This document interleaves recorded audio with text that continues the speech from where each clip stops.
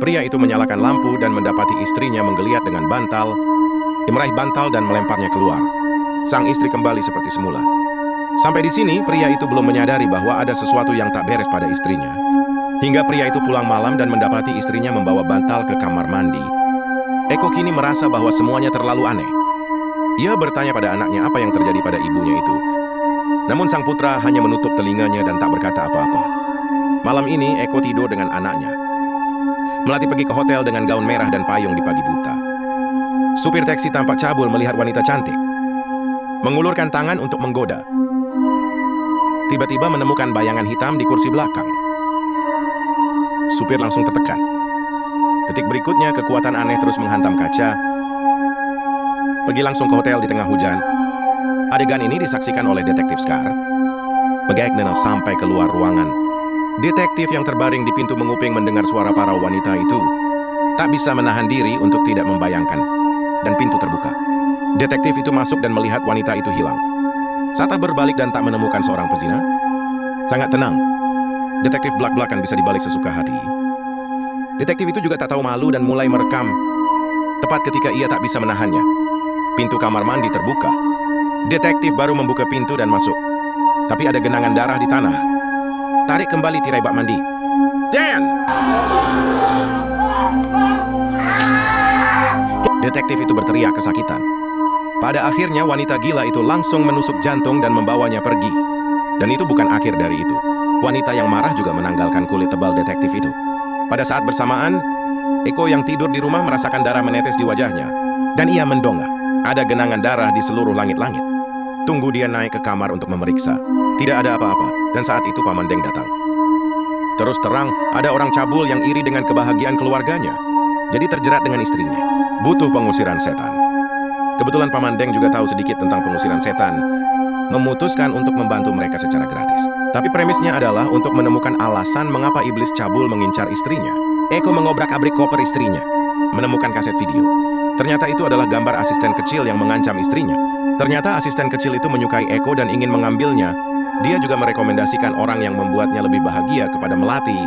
Premisnya adalah bahwa Melati memberikan suaminya kepada Mawar, menganggapnya konyol. Ditinggal dengan marah. Barulah Eko menyadari bahwa semuanya dilakukan oleh asisten kecil si Mawar. Tujuannya adalah untuk mengorbankan istrinya Melati kepada iblis. Kemudian mengambil dirinya sebagai miliknya. Segera mengikat Melati ke tempat tidur. Upacara dimulai.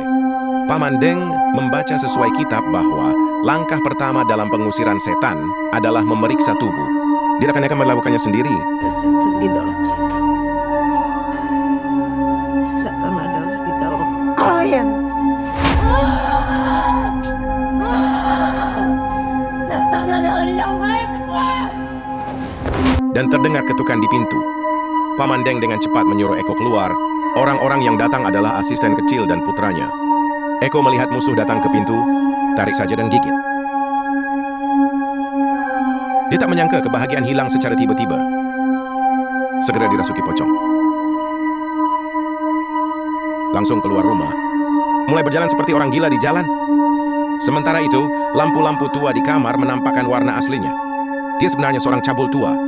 Berdasarkan kecantikan Melati sejak lama, dia tak bisa mengusir setan. Tujuannya hanya untuk wik-wik dengan Mawar. Pada saat krisis, Eko masuk dan tercengang.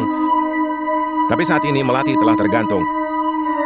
Setelah hembusan angin, pocong langsung memasuki tubuh si tua bangka. Mengendalikannya dan terus membenturkan kepalanya.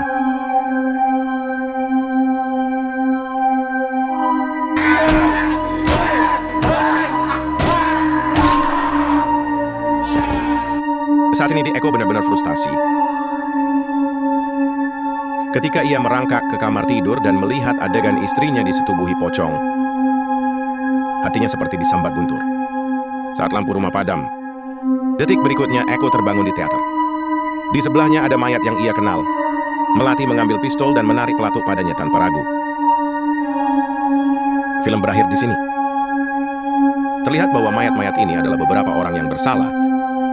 Saudara pengecut Paman Deng, asisten detektif mereka semua memiliki setan di dalamnya. Jadi dibunuh. Bahkan ada cukup banyak metafora dalam film itu. Di sebuah keluarga yang digendong seorang wanita, suami tak mengerti. Kecemburuan orang-orang di sekitarmu adalah sedotan yang menindih seorang wanita. Jika tertarik dapat melihat film aslinya. Selamat tinggal semuanya.